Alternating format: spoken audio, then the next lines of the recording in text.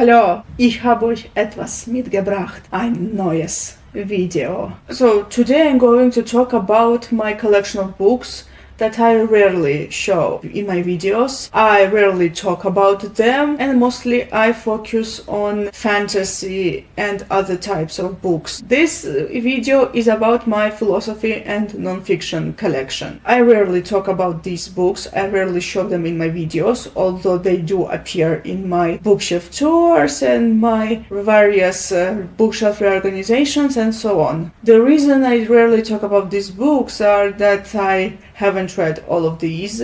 I did not understand those that I read properly, and most of all, I prefer my channels to be entertaining, to be escapist. But I do like philosophy and I do like non-fiction, especially modern non-fiction. Sorry, I keep saying the word fanfiction for some reason when I should be saying non-fiction. Pardon me.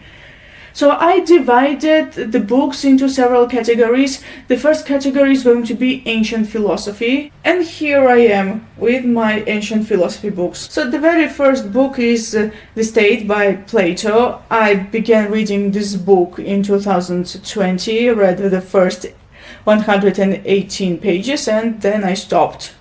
I need to start reading this book again. Basically, this is a dialogue in which Plato builds his perfect society. I mean that in this book, Plato shares his vision of a perfect society and how it should be. Well, I did not understand this book properly in 2020. I think I am going to understand this better now. Next book is Politics by Aristotle. Basically, Aristotle invented various words like economics, family as the foundation of the state, politics, constitution, civil duty, and so on. Aristotle is the reason we use these words. I remember when I began reading it back in 2018, read the 140 pages, and then I stopped. I don't remember much from this book and I need to start again. The next book by Aristotle is Nicomachean Ethics. So this book has 10 chapters in which Aristotle thinks about virtues like wisdom, kindness, justice. Oh, sorry, I can't translate. There were a few words that I forgot the meaning in English. Either way, Aristotle goes through these virtues, but also he points out vices. I read this book in 2021 and I didn't actually finish it. I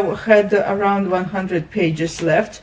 And I really want to start again. Here's the blue check mark. It means that I read most of the book, but then I stopped and forgot everything. I need to start again. And the last book by Aristotle, it's Metaphysics. I haven't read this book, and this book is mostly about the person's desire to know things, about knowledge and the desire of knowledge. It would be interesting to read this book. And finally, the last book in the first category. This is one of my new books that I bought. This is Meditations by Marcus Aurelius. Basically, this is about the philosophy of Stoicism. Now there are two treatises, regardless of when they were written. So the first one is The Art of War by Sun Tzu. I asked my friend to get me this for New Year's, and she did. I read it, I think, in a few days, and I was listening to a Sabaton song, The Art of War, from the album The Art of War. Yes, the title of that album, and that song is inspired by this book. Another treatise, this is The Prince by Niccolo Machiavelli. I read this in 2016 when I was in my third year of university, and even made a PowerPoint presentation about this, and basically I got quite a high grade. I'd recommend those who read A Song of Ice and Fire or watched Game of Thrones to read this treatise. Maybe you are probably interested in history of Europe, and this is going to be sort of a guide to it. This isn't a history book, but it kind of explains the events that happened. Alright, now to the 17th up to 19th century. So the first book is Fear and Trembling by Søren Kierkegaard. I know that this is a philosophy book about religion. Mostly it's about Abraham and Isaac.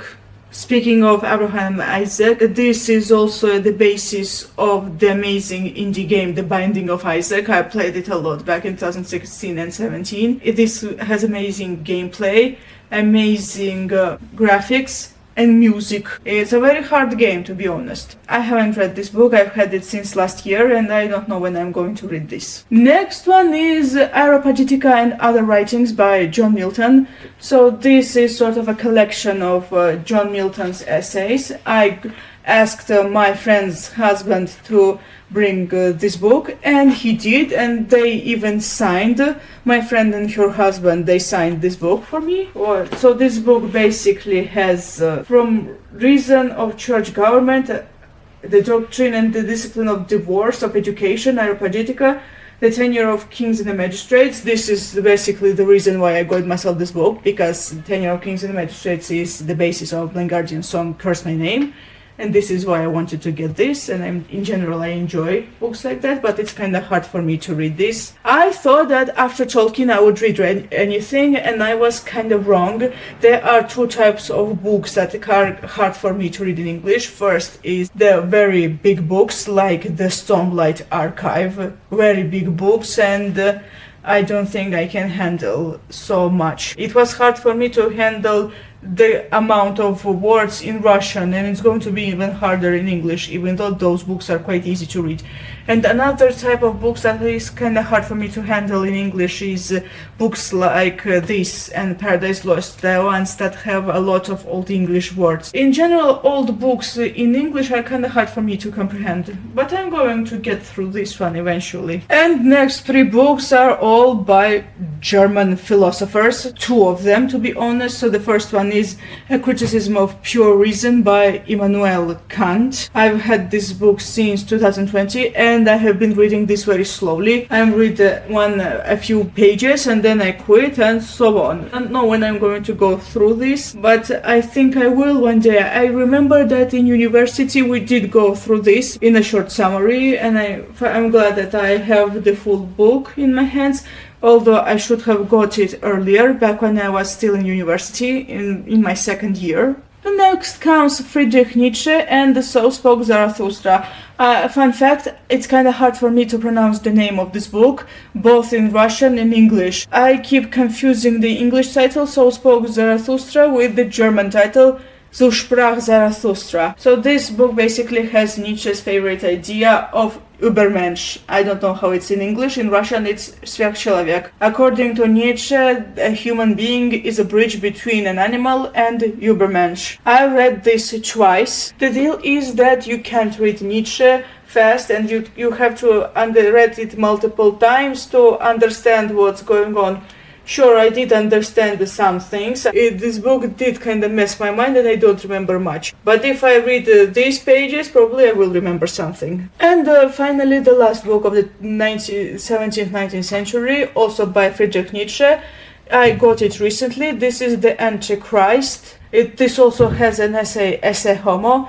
Basically, Antichrist is Nietzsche's most scandalous book, because in this book he attacks religion and he questions religion. There's also Esse Homo. This is basically his autobiography.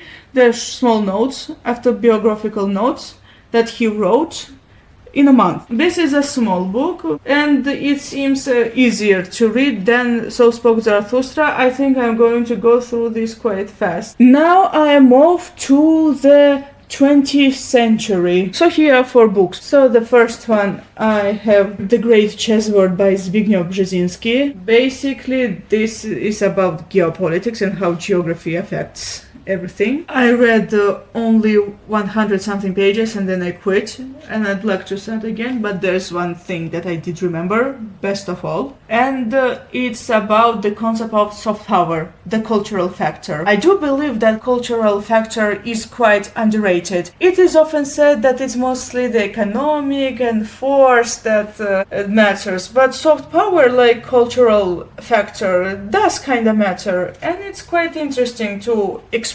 I'd love to have a full book on this topic. It's just that there's only 1-2 pages on that topic here. So next comes Penguin Classics Great Ideas book. This is The Freedom to be Free by Hannah Arendt. I read this book this year, and I need to read this again because I did not remember much. I did understand quite a lot of things written here, but you need to analyze this properly to understand it. I need to go through this again, in short. Another great ideas which I liked much more, this is The Power of Words by Simone Weil.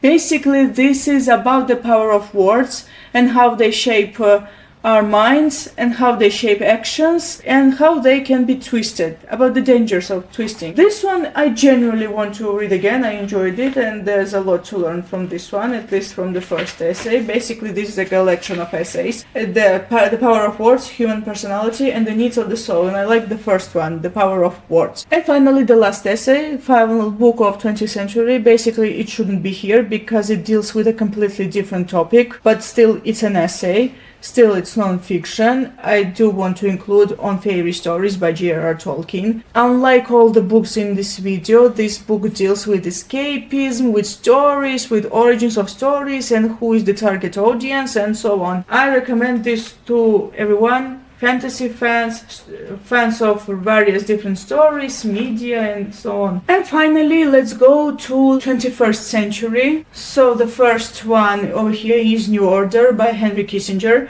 To be honest, I was surprised that this book was actually written in 2014.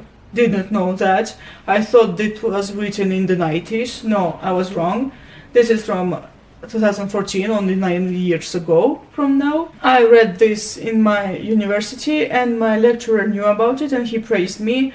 Although I didn't finish this book, I was here when I stopped and then I didn't continue and I need to start this again. Oh yeah, I have this orange mark. It means that I need to finish this book, but I'm thinking of starting over, because I think that I'm going to understand this book much better now than in 2019. It was hard back then, but not anymore. Okay, next book is No Is Not Enough by Naomi Klein. I saw this book in a bookstore and I didn't know whether I should buy it, but then my friend gifted me a gift card in a bookshop and I decided to risk and I got myself this book. And what can I say about this book? Feels pretty one-sided. Sure, the author explores interesting topic. This is a modern stuff. This book is from 2017. Probably the author rushed to write this because according to her she wrote this in 5 or 6 months while the other books took years to write.